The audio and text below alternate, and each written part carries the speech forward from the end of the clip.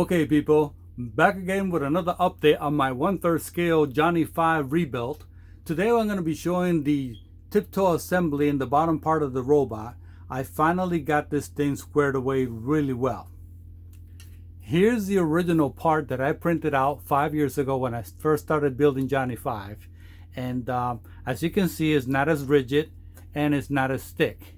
So when I redesigned it, I made this piece one solid piece and it's twice as thick.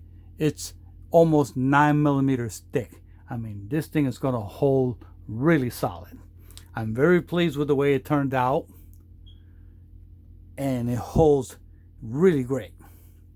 So I'm going to give you a demonstration of the Tiptoe.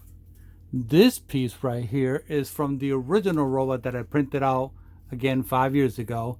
I'm not going to be using these for the final part of the robot. I'm only going to be using these right now for demonstration, just so you can see how the Tiptoe works. So I'm going to most likely wind up redesigning this whole mechanism and bringing it up a little modern than what it was intended to for this one. Still keeping the aesthetics, but I'm going to redesign and modify the heck out of this thing. So it's more practical and it works a lot better than its original design for this particular model. Please bear with me as I put this together. This is all being done live. No rehearsal, no editing. What you see is what you get.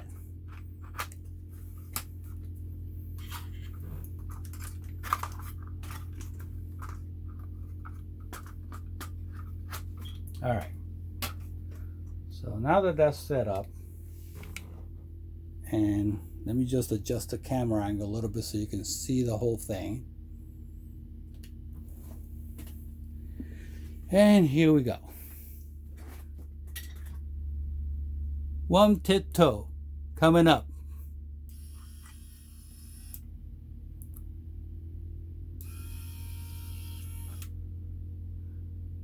Here we go again.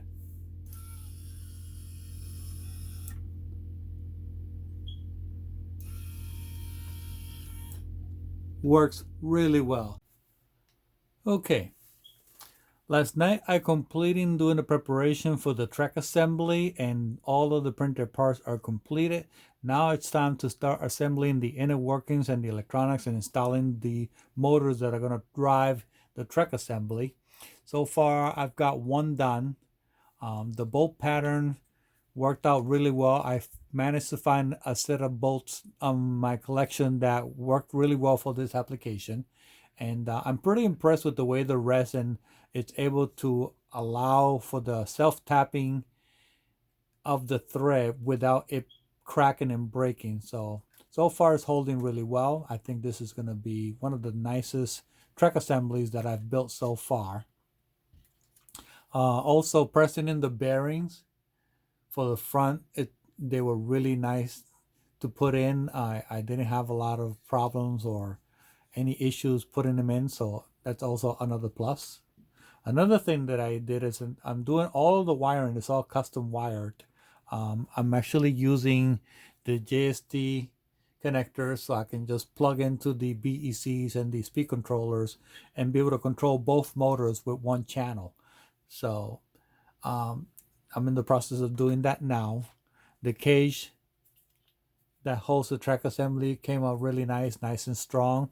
I also put some bars here to straighten it so that it has some flexibility, but it won't bend completely.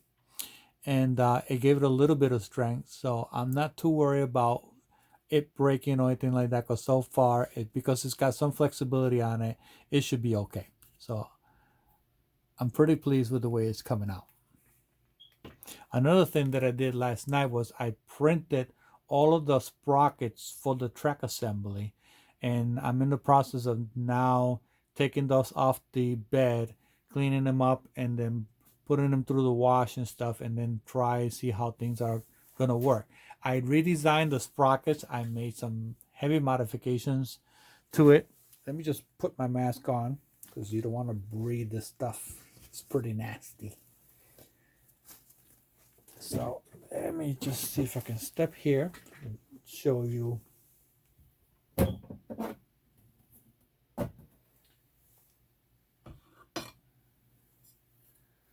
So these are the sprockets. As you can see, they're nice and thick. They're about 8.5 millimeters. And I did some modifications. I got two sets that I'm going to try. The ones on the left hand side are the ones that I'm actually going to use, but the ones on the right, these right here, I'm doing an experiment to see what can I get away with, what can I not, and see which one works best. So that's going to be my next project. Once I get them all cleaned up and washed, we'll put all this thing together, and then we'll come back to show how everything works. But I'm feeling pretty confident that everything's going to work really well. So we'll just put this thing back, and we continue to move on. And we're back.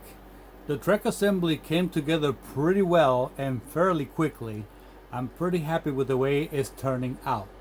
All of the hard work that I did to modify the track assembly and make it stronger paid off big time. So just so you can see for comparison, this is what I started with and this is where I am now.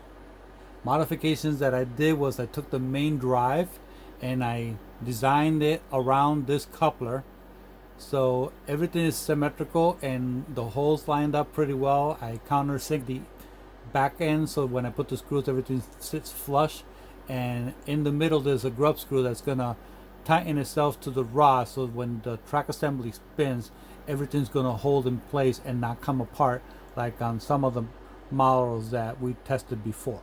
So this is a huge improvement from what it used to be, and you're gonna get to see how it works right here on this channel. So I designed this little switch assembly so I can test these things on the bench.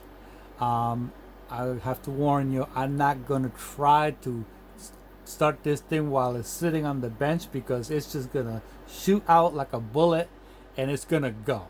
This thing moves. So what I'm gonna do is I'm gonna lift it up a little bit. See if I can use both hands here, because it's a two-hand job. So I'm gonna lift it up and we're gonna go forward. Now backwards. And like I said, this thing goes. I'm gonna try it, knowing all too well what's gonna happen, but I just gotta show you guys.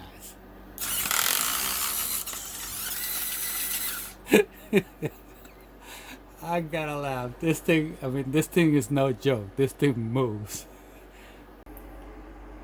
Okay, this is the test of the runaway track assembly. Take one.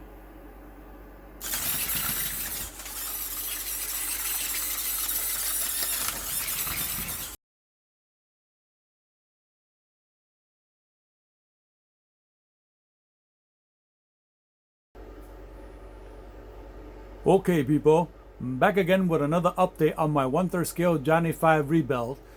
Today I wanted to show you where I'm at so far, because I've been getting a lot of requests to show an update of where the project is so far. I wanted to wait until the complete robot was built and show you the final product, but I've decided to make a quick short video on where I'm at so far with this thing, and show you the bottom piece of the robot, because you have already seen the top head portion with the vocals working and the lip lights and all of that stuff. So I wanted to show you the bottom piece of the robot this time, and then on my final video I'm going to show the robot completed, moving, talking, doing all of the things that I'm going to be setting it up to do. And so this is where I am so far. The track assembly is fully done. I tested it, it works great. Right now the robot is coming in at about, I want to say about 10 pounds just with the bottom piece. So once I put the other top portion, it's going to add a little bit more weight so that the track has something to grab onto when it's running on the field. I got this thing mounted on a pedestal because it's quite heavy, so that I can rotate it and show you some things. Now another thing that I'm working on is the console screen for the robot. Right now I just have a prototype in there that I just threw together to at least have something in there, because I didn't want it to be looking plain. But I am working on an actual touchscreen GUI interface where I'm going to be able to touchscreen the screen and have it do the different functions that the robot displays in the movie. So this is what I got so far.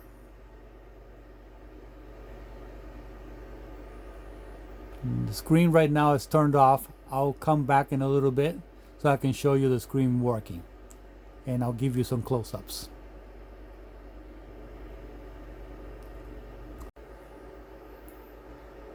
And we're back. So I took off the piece where the console goes just so that I can give you some close-ups of it. I'm just waiting for it to come to the screen that I want it to be. So this is what I got so far. It's not the most elegant interface, but at least it shows something in there. And I'll be working on the touchscreen model for this thing coming down the road. But I needed to put something in there, so this is what I came up with as a quick solution. It's just a prototype. It's not perfect, but at least it has something to show.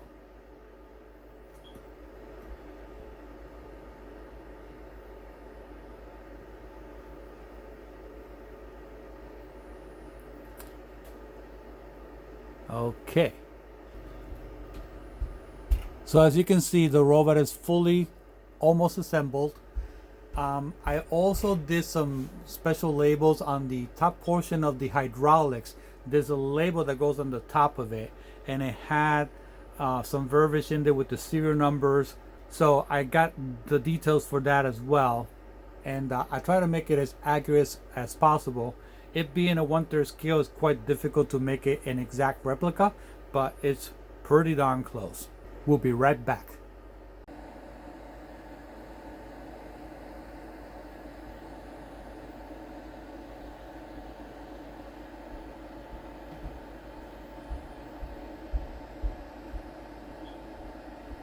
That about wraps it up for this update. We'll see you around next time.